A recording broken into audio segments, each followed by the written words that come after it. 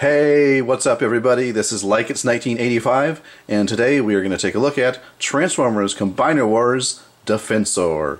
So first off, let's start off with the articulation. The head appears just to be on a basic swivel, so the head can look left and right.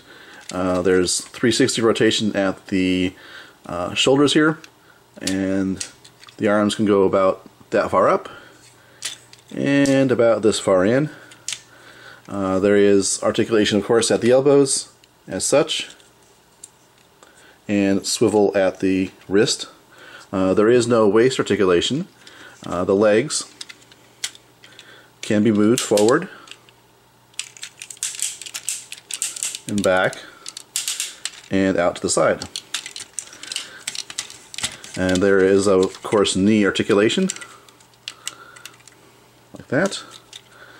So that's your basic articulation for Defensor. Not a whole lot of articulation, but it's enough to do what you need to do with a combiner like Defensor. It doesn't have to be, superposable, I don't think. So yeah, pretty cool figure. Let's go ahead and just let's take a look first at a comparison with Generation 1 Defensor.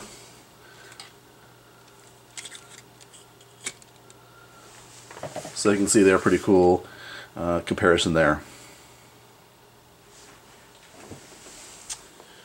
Next up, let's take a look at Defensor as compared to Superion, which I have over here.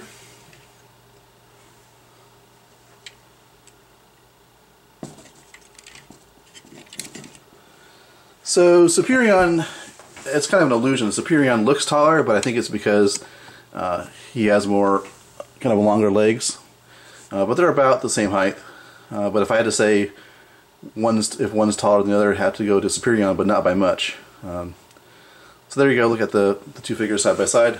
Obviously, Superion's much more of a tall, slender-looking combiner. And finally, we'll take a look at Menasor here.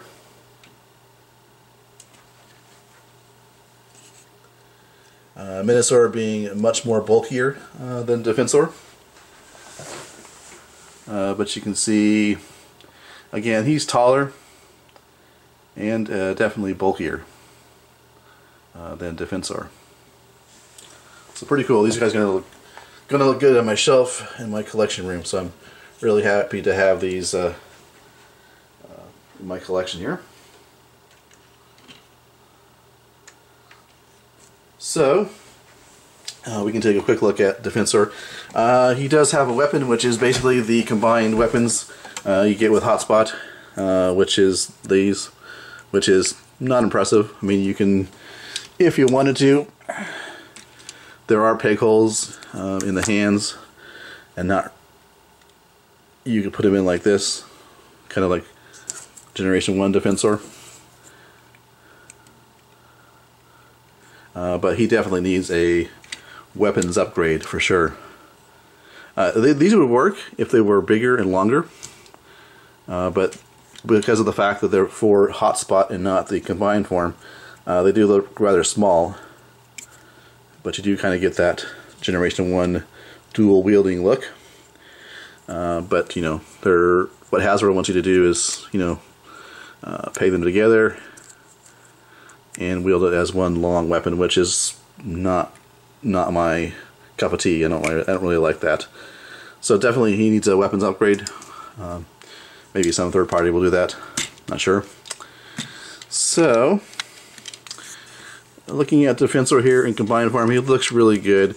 I'm not a big Defensor fan. I'm more into like the Devastator and Menasor type of combiners, as well as Predaking. But glad to have this in my collection.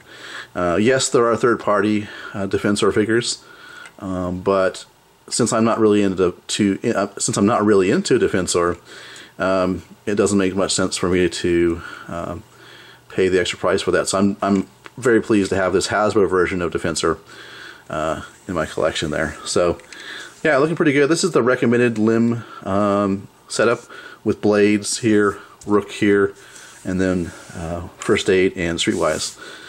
So we'll just look at this guy 360 here. Take a look at the back. He does have a much shorter ladder due to the way he transforms than G1 Defensor. I kind of like the look of the longer ladder in relation to the body. So if this ladder was longer, I think it would look a little better, but not a big deal since it's the back. But he does look really good from the back, actually.